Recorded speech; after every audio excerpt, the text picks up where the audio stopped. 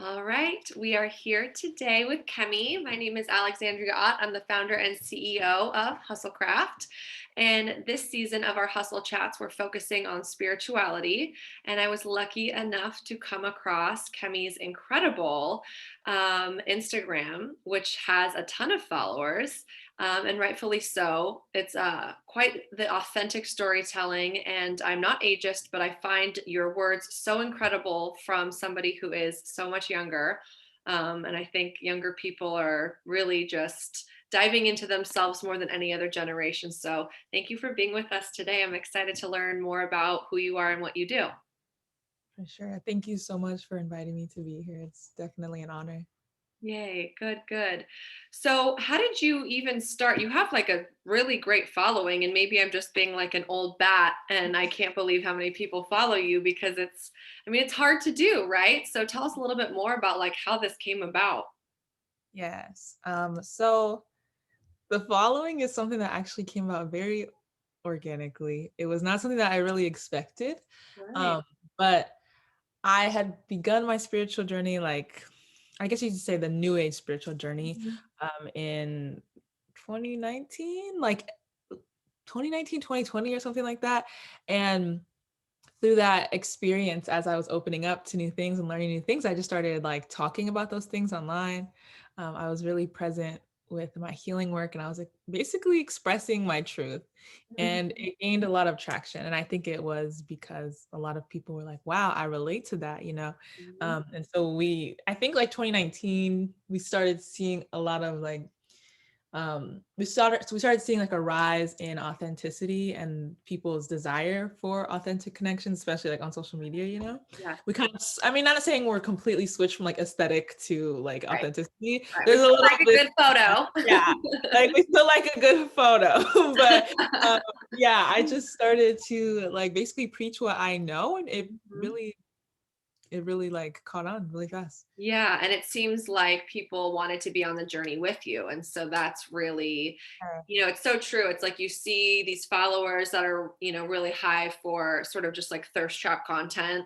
And then Yeah. you see this other rise in authenticity, which I love that you just talked about, because so much of Hustlecraft is like understanding both ourselves as humans and how we function and work and live and breathe and progress, but also like, where's the money in it, where's the business in it, like how do we balance all of this? So just the fact that like you could still post an absolutely beautiful picture of yourself that maybe you took a day or two to even decide if that was the one you wanted, and you know how we all kind of like obsess over that, but at the same time the content of what you're saying is so profound and so deep, and it's unveiling. It's not like you're not going like fact in the way that I've read your stuff. It's very much like I am understanding this, I am unfolding this, this is blossoming within me. And it's so that's what's so intriguing to me about what you do is, I love, watching say like a doctor or like a psychologist that I follow, and they're kind of like saying like this is family trauma fact, and I appreciate that. But at the Mhm. same time, the journey of watching you is so incredible because I can watch you unfold and I can unfold with you, and that's an inviting kind of like approach that not everyone has. Yes, thank you. So I'm so glad that you mentioned that, because one time I was struggling to figure out like where do I go next. Sometimes I struggle with that question, and my friend told me they were like, "Well, you just have to keep being you, like as you are yourself," which is what I tell people as well. As you are yourself, other people will relate to that, and it is like a journey unfolding, and it is like I walk with other people. It's as if like as I grow and I share my moments, people are growing with me, and so it's not just my evolution. It's like this is the evolution of many different people through sharing our stories, which is so Yes, beautiful. It's very beautiful. yes. And I think that's why true authentic brands thrive, and I'm not calling you a brand, but in a sense you are. You're sharing the story, you're building classes, like you're building a business and a brand, but it's in a way that, you're getting a devotion or devoted followers or clients, etc., whatever you want to call them, because they're kind of all of the above as a result of that. And so, I mean, that will take you places that you can only imagine in years to come, because you could decide to go off and do something totally different and people will follow that. And it may be some people break off and some people come, but also new people will come because you're authentically sharing yourself. And that's, as common as that seems, because we live in that world, like for somebody older like myself, like that's still very new, like it's not that, it's so incredible that people your age have pretty much been consuming media like this for their most of your lives, right? Yeah, it's wild to think about, but it's definitely important that we Yes. open ourselves up to new things. So I'm just so glad that this movement, I don't know if it's a spiritual movement, but I'm glad Yeah. it's happening. No, I think 2021, I have 7 women in this series, and gosh, it's just like I feel so invigorated after I talk to each of them, and each of them come from such a different niche, different age group, different part of the country, but all of us sort of push ourselves through our spirit. And so yeah, I think we all agree, and everyone that I've spoken with is like in agreement that like 2021 is the year to like heal, uncover, pull apart, see, look, and like feel everything that's happened, whether it's over the last year with the pandemic, or the last 4 years with just the awful human being that was leading our country, or whether it's our country. I was just talking to a doctor earlier who's going to be on the series, and she had said this amazing thing that she said, that we as a country have childhood trauma and we need to deal with the shit that we've done. But I've never heard someone call it like the country's childhood trauma. Yeah, that's wow, wow. I was like, oh, it's a good way to think about it.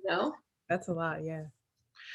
So I want to talk a little bit about you, a few things, of course, that you graduated from ASU in 2020 and that you studied philosophy and religion. That's fascinating. Tell me more about that. Yes, I'm like really excited about this because I'm so glad that I graduated. But yeah, so Congratulations. thank you. I studied philosophy and religion pretty much my entire journey in college. I at first was political science because Mhm. I really wanted to be like a politician or whatever. But then I switched to philosophy and religion fairly early, like still like first semester, and I loved it. It was because I thought like maybe learning about religion would be just be like, oh, just learning about it. But when you add in the philosophy, you are now Yeah. talking about not only religion, but like the validity of it, where it comes from, its history. Like you're really diving into the true meanings and the essences of like what each religion is. And Yeah. it wasn't just religion, it was philosophy, religion, and society. So like within that realm, I also got to learn about religion and women and gender. And it was like all of these beautiful intersections coming to life. And it was such a beautiful experience. It was very beautiful. And clearly that's informed so much of you tapping into your own like history and your ancestors. And I saw that with your spiritual advisement program that you're doing, that you offer 2 different sort of like avenues. So one of the things that I thought was really incredible about you was that you believe in the subscribing of traditions of your ancestors. And I want to know more about like, did that come about from going to school and learning about these religions? Like, talk to me about this transition of like tapping into like the African traditional religion, and like how that was uncovered and how you're sort of like working that into your programs now. Yeah. So I feel like the story it's so wild. I think it's wild to me how everything kind of comes together. So Yeah. I left my philosophy and religion major. I'm not like I graduated with philosophy and religion, but I left ASU still wanting more. Like at the end of my philosophy and religion major, I felt like I had missed a large part of African religion. Like I wanted to learn more Uh-huh. about like African philosophy and stuff like that, and I didn't. So that's what I was really on the search for. Uh-huh. Which I didn't necessarily find, but it was kind of like it felt as though when I was in college, I had set the intention that I wanted to. And so I was also progressing with my spirituality. My spirituality really started to like soar when quarantine hit 2020. And at that time, I was still kind of new age spirituality. But then I started feeling a strong calling towards finding my indigenous practice, for the main reason being I started recognizing that there was a lot of appropriation within my own new age spirituality and new age spirituality in general. So I Right. was like, okay, so where do I go now? And so at first I was looking towards like hoodoo and root work, which is great in the diaspora. It's a great like form of African religion. But while that is, I know it's in my roots for sure, like on my dad's side, I was like, there's something like more for me. It was more so the fact that when I was moving into this hoodoo space, there was a lot of information, and it was it's very difficult in ATR in general to like find resources and to find your group basically. Yeah. But then I landed upon a really amazing traditional spiritualist, and their name is Ahime, Mhm. Ahime Ora. I just love them so much. I landed upon them and they gave me a divination. It was a divination like I've never had before. It wasn't anything like tarot. It was just different. And I was like, what is this? And Yeah. they started me basically on my journey last year with like working with my ancestors. And after that, eventually I ended up going actually to a Babalao. And Baba helped me basically went to get a specific divination with Baba. And after that, it was like I just kept going for divination, kept going for divination. Between divinations, you learn a lot. So I'm still learning, still like taking classes and going to temple and stuff like that. But I feel like it was yesterday, not gonna lie. It's really almost been a year, but Wow. it was just like it was just like the universe really was just like, this is the direction. They just kept bringing me people that were on that path. And it Yeah. was great. Yeah. That's incredible. Yeah. It was cool. And I think, if there's any resources that you have for people, you can share it now or we can share it afterwards when we kind of start to promote this. Because, of course, we're recording this and then we're going to be promoting it for the month of February and then kind of launching it in March. But I think there's so many people, even in my life, that, may want to know more about this and where did you even start. And I think the whole point of Hustlecraft is to present different people and then help people as well, right? So hear the story, connect with the story, and then have resources for like, where do you go and what do you read and all these things. Very true. That's a great question because it's like I said, very difficult to kind of like enter the societies and Yeah. stuff like that. So I do have a lot of open like posts and free stuff that outlines like here's step one, step two, step Oh, three, cool. that I can provide for you. It is on my Patreon. I also have like free open whatever. I'm a YouTube video, Okay. like where to start step by step with stuff Oh, like that's that. amazing. Okay, great. But yeah, it does. And I also in those resources, I list resources like specific Yeah, people you can go to. great. I also have like an open post about setting up an altar. I have a video on setting up an altar. I saw that. That's like I would say those are like that's the beginnings. There aren't many books because it's a oral tradition. A lot of ATR is oral tradition in groups, which is why it's so important that we at least list resources of here's a Baba you can go to or an elder.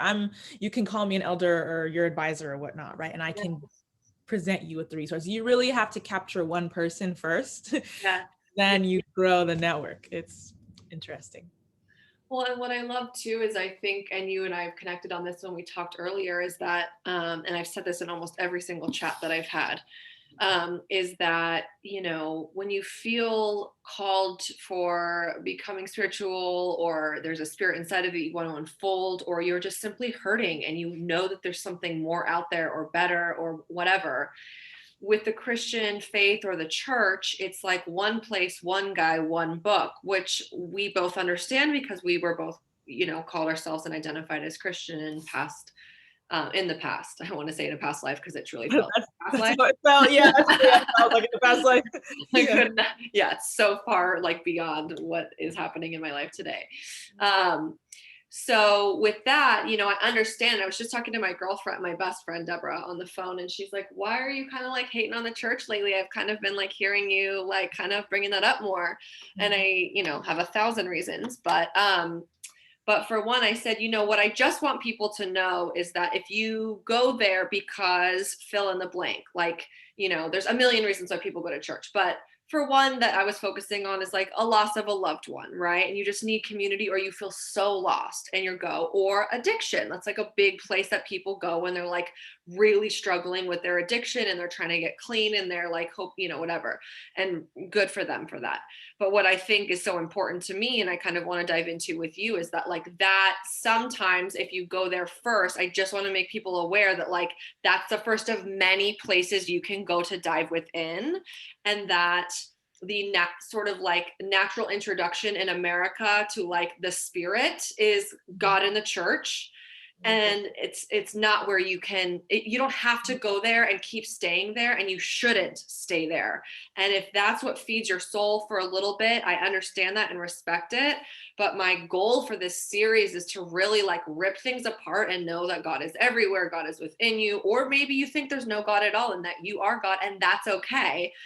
And I was going through your post about like white Christianity and hoodoo voodoo and the fucking comments, and people were so upset. And I'm sorry, but I love A, truth, B, someone who says their truth, and C, people that like fuck people's perceptions up. People were fucking Funny. livid, and I was just living for it because I personally hadn't seen somebody call it like that in the way that you did. And I've been looking for this. Like the root of this series was kind of that without going so far into it. And it was going to be like light and it Mhm. can be or it can't be, it doesn't matter. But I want to talk more about how like that can be the first step, because I'm watching you and it's like you found that because you are a spiritual being, right? And we all are.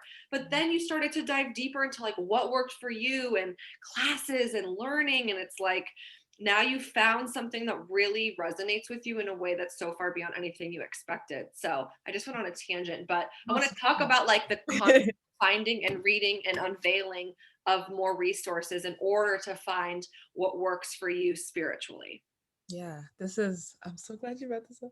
I just, when we talk about like landing in Christianity, yes, that's where a lot of people land because of colonization. And we all know that it's popular for a reason, right? Yeah. Um, yeah, so it's like, yes, that's where people end up. But I think that one thing that is popular in like the Western religions, Abrahamic religions, is this: they have a strong center on like, this is the right way, this is the Mm-hmm. only way, this is like, this existed before anything. Yes.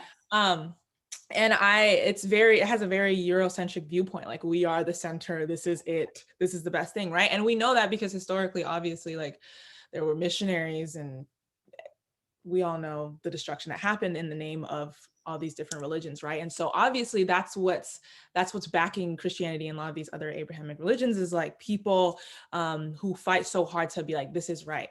And I think that we need to recognize that there's a lot of right ways, and I think that's the first step. When I was in Christianity, at least, it was recognizing that like, this really may not have been the start. Like, that's Right. something that people cannot seem to fathom, is that people can't seem to fathom that like Christianity isn't the start. Like, people can't really seem to understand that Christianity was not the beginning of time. And that's really interesting, because it's not necessarily my opinion. It's more like just a fact that there were religions before Christianity, Right. right? And there were deities and gods, and there was culture that a lot of Christianity takes from. Yes. It's just, that's like the first principle you have to understand. Like, if you Yes. are a Christian, if you're practicing any Abrahamic religion, that's why I try to promote to people. Like, you can be Christian. You just have to know that there's facts to this. There's actual history to this, you know? Yeah. And a lot of the times we try to use history, and we try to use that thing when things were documented, right? We try to use that as to like Justify. validate, yeah, and justify the practices. So we might be able to say, oh, there's a Bible with Christianity, and it's like, right, but you understand that a lot of these practices come from indigenous practices that were of oral tradition. Since they're oral tradition, we don't write them down, but they're still valid. You have to recognize that a lot of the things that Christians do, or Abrahamic religions do, even the Black church does, is typically from like indigenous practices, right? And there's so much information on that. But I think the first thing you have to do when you land in these spaces is recognize that it really is not the beginning of time, that it's not, you know, it's not a circle. We're not in the West. We like to think we are the center of the universe. And like, I get it. I live in America. Like, I know what that feels like. I understand like why it happens, but we have to recognize that that's not true. We're not the center of the universe.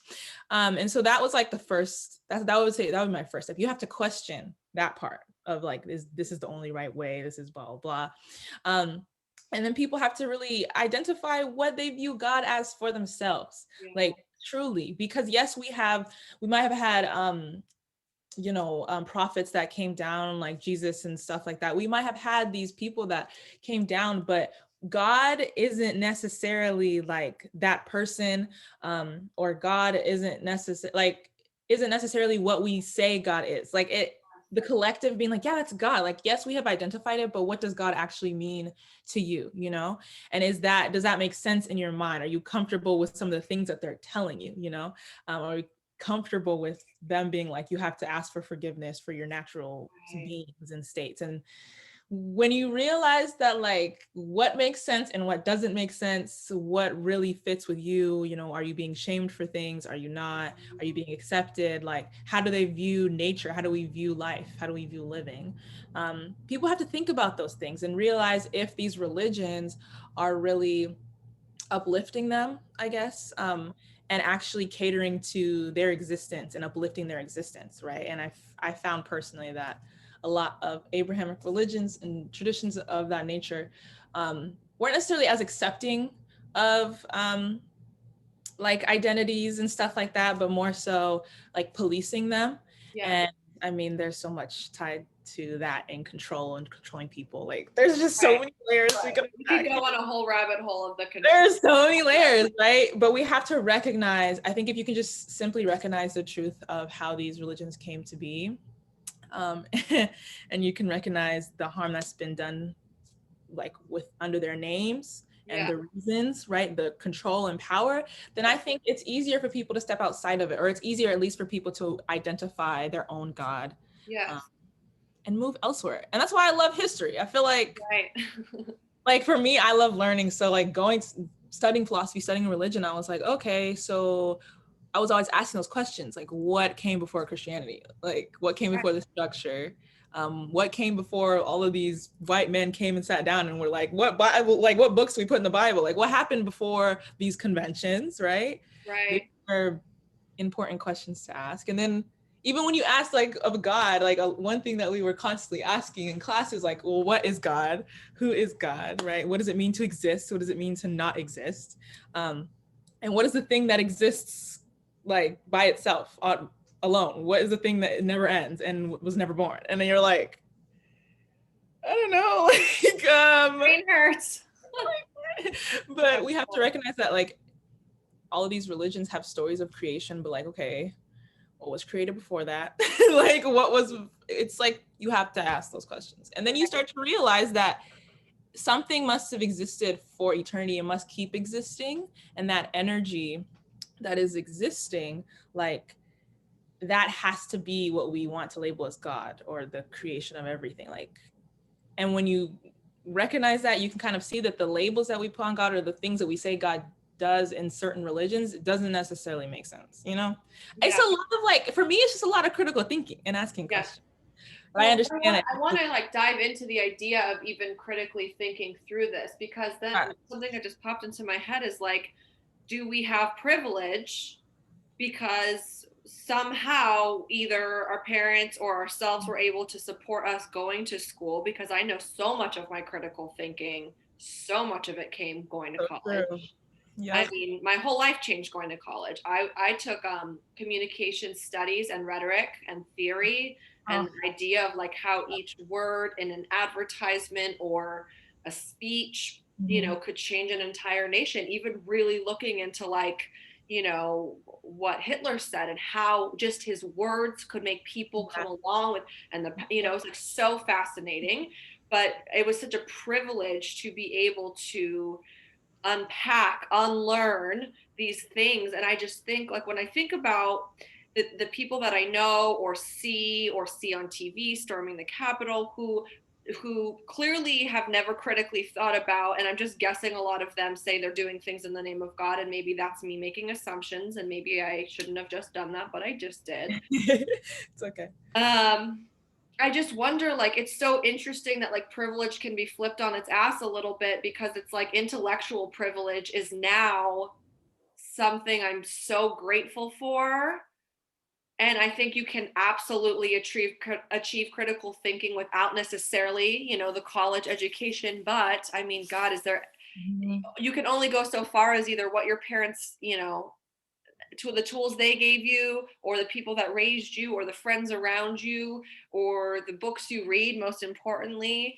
Mhm. But to even have the book in the home to pick up to read, Yeah, exactly. I think probably like the biggest challenge that we're facing as it, well, not the biggest, Jesus Christ, there's so many, a large challenge that we're facing as a country is sort of, and that's why this has become so bipartisan, and like in so Mhm. many ways, because, and why we're so divided in so many ways is a lot. If you look at each little element of why we're divided, I'm just thinking like, but a lot of it has to do with people like you and me who have evaluated, kind of pulled apart, understood, critically thought through things, looked at both sides, looked at fact, looked at history, and taken that. And then those who just say that's not true. Yeah. It's what is that?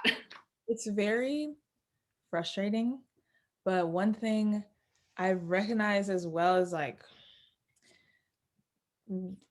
a lot of people's like identity and foundation is centered on the things that they've been taught and the things obviously that they've been raised on, and Yeah, religion being one of those things. Outside of religion, all of these beliefs that are typically racist and yeah, all that, people have been raised with, like, that's their core identity. Privilege is within some people's core identity, right? Like it is, um and so being asked to like step outside of your privilege is basically to ask somebody to challenge their own identity and their foundation, and that brings a lot of fear. So yeah, I mean, it's that fear of like losing self, or fear of like everything kind of crumbling, that right, causes people to not search outside of Christianity, because they're like, I know this to be right, I just know it. And it's like, yeah, but you present them with the facts, and yeah, they're like, there's just no way. I've seen it. Like, I have Christian friends, they're yeah, like, yes, I know. no. So you challenge their identity, and But in yeah. some ways I'm like wondering, like I'm exploring, like, yes, there, I know that privilege very well, but then I think like, is there also, and maybe not in such a, I don't know, maybe privilege isn't the right word, but like in some ways I'm just wondering now, like listening to you and like what you learned and how you unfold so much of, what's been given to you, and you found your path. And I have too, I was like I was a Republican. I was a fucking Republican and a Christian, and I loved God, and I led Bible study in high school, and people who didn't know me then cannot believe the words that are coming out of my mouth right now. And I felt very called to that. And and even when I was in college, I was a Republican, and that comes from where I came from, and I was privileged, and my father had a small business, and that's what we were taught. And until I moved to Chicago, which is also, I'm lucky that I even was able to do that, right? That I was able to move to a city whose very core is based on social justice. You cannot walk the streets, the train, the bus without hearing a conversation about community change and social justice. That is what the city bleeds for. It is the most important thing. And I was, again, lucky enough to be able to unlearn everything that I had truly known up to that point after living in that city. And so I just wonder, like, as I look at the groups of people who are able to understand that something came before and that something will come after, and there's a million ways in between, and then the group that is so stagnant in their thought and are clinging on to this thing. I guess my hope is that more conversations like this can happen to open up people to understand that, like, having some of these little crystals next to you isn't gonna like take away from the fact that you can also love God, or take away from, it's not the devil. And I know so many people that were like, I never read tarot, I never went to a psychic because we were Christian, and that's how it was. Yeah. And now I think like what I loved and what I was attracted to about your message was that, like, the incorporation of all things that work for you. There's so much, like, I don't think people recognize that there's so much more to life than what we're being presented. Hmm. And I know that, like we said, it comes from, there's a lot of people who, in where I live, Los Angeles, there's a lot of people in certain areas who live here but have never been to the beach, and the beach is right next door, right? And Yeah. it's like, it's because some people literally do not have the options, the resources to get out of that place. And it's like that same thing with the mental, thought processes. Some people really cannot imagine moving. And then when I say, it's funny because I always talk about traveling. I love to travel, but it's like you don't just travel physically, you travel spiritually and mentally and stuff like that, and emotionally. It's like some people can't really fathom doing that. But if we have these conversations, then we can help people kind of see that there's more to life, which is why I love this. So I love talking about it because it's like there's so much more. Yeah, Oh, absolutely. And I think one thing we also have in common is that we're moms. And I think there is something, and you can talk about your experience. I'm sure it's different than mine, of course, but um I had to really look myself in the mirror when my mom asked, and my mom's like a reborn, but she's not like down my throat at all whatsoever. But she's like, "Are you going to baptize him?" And I was like, "Absolutely not." I mean, it wasn't for me. I want him to choose his path when it comes to that. And if he chooses to do that when he's older, then I'll be there for it. But um, there's something about becoming a mother and giving birth and seeing that giving of life that for me personally, and it sounds like with your timeline, probably just right around the same time as well for when you became a mother, when all these shifts were happening, that I had to look myself in the eye and more deeply, deeply understand yourself, because now you're becoming the educator of life to this small human. And before, I feel I was a total party girl. So I could like run around and like get high and like do whatever and not give a fuck, because I knew myself very well, but it wasn't like important to like get spiritual or, I always loved God and I was always a person of spirit. But yeah. when you become a mom, your whole being, you can't be fucked up all the time. And when you're not fucked up all the time, then you have to kind of get to know yourself, right? Gotta be, you have to be a good person to raise a good person. And Yes. it's not easy. Like, it's not easy to Oh, do the healing work, like, and to be a better person. Like, I don't think people really like, I know people are either on two spectrums. They're either really working on themselves and really going through it, or they're really ignorant to it and like just have no idea. And they're like, I don't care. Like, you really go from like yes. a spectrum. And like when you're on that spectrum of like healing and spiritual work, it's very difficult because you recognize all your wounds and you recognize those wounds can come from family, and you're like, the trauma. Yes. It's generational. Trying Yeah. to break all that and then be a great person for your child is like, it's kind of hard. It's really hard. It's so hard. And people are always like, what do you mean it's hard? I'm like, it's And you hard. clearly, anybody that says that clearly hasn't done it, because I don't believe that anyone that's ever had a child could ask such a question. It's hard. And I never understood what my mom meant by that when Yes. she, you really don't understand it till No. you. Yes, and it changes too over time, right? Like the Mhm. person that I was when he was first born, I was complete workaholic Yeah. still, and now that that's what I tread lightly on the idea that the pandemic has brought so much good, because I know how much death has happened and how many. But I think overall we're all in agreement, and maybe I'm speaking for the entire nation or world on my own, but that it's brought light to some really beautiful things as well, or brought light to things that needed to be talked about and changed and addressed. And for me with my son, it was working a lot less and getting to like really get to know him, and then thus diving into my spirituality, because why not? And I think you said that you really started to dive into this even more so when the pandemic hit. So tell me a little bit more about like being a mom and being spiritual, and like how those things are kind of tied into each other for you. He challenge my son challenges me in so many ways, but he teaches me every day. Like, it's wild. I feel like it feels like my son is like my greatest supporter, Yeah. which is like, that's mind blowing. But I think that with being spiritual, I am big on like autonomy and my son learning what he wants to learn, but he naturally follows what I do. So he loves to like go to the mat and, pray, and like he's very funny. But he is just, I think being a mom while being spiritual is to really actively work on yourself every day. And I think that whether you like actively are spiritual and like have all these like tools and stuff, or whether you're just trying to heal yourself and be better, it's still very valid, you know? Mhm. With my son, I think he teaches me a lot about like emotions, which is odd. Like you wouldn't have expected that, I guess, but I've learned that kids are very, very loving. And while they do have a lot of emotions, they love like regardless. Like they are very accepting and very understanding. And my son is so understanding of me that it forces me to look at him and be very understanding of him and try to really know him.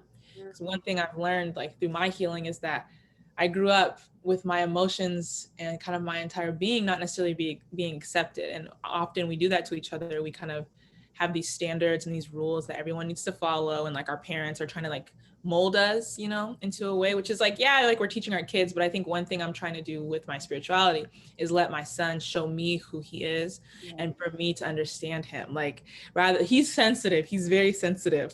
And I can react to emotion with like anxiety and just like, you know, like one thing that I read is like when your kid does something scary or like that makes you afraid, right? You might like react really suddenly. You'd be like, what are you doing? You know?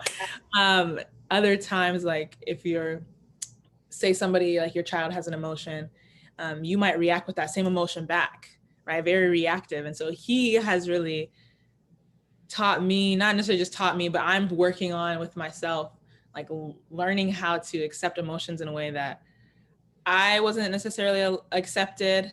Like you said, I'm learning to like not work as much and pay more attention because I am a workaholic as well. Like my mom worked, I work really hard and I have to, my son's always like, come to my room. Like, and I have to go in there and be like, okay, I can chill for a second, you know?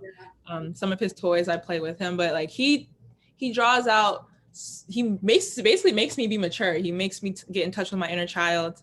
And it's so odd because we think of spirituality sometimes and we think of it as being some woo-woo like thing, but really it's just the advancement of your spirit. And I feel like kids have like some of the best spirits out there, like because they haven't been tainted yet, exactly. Raw, Exactly.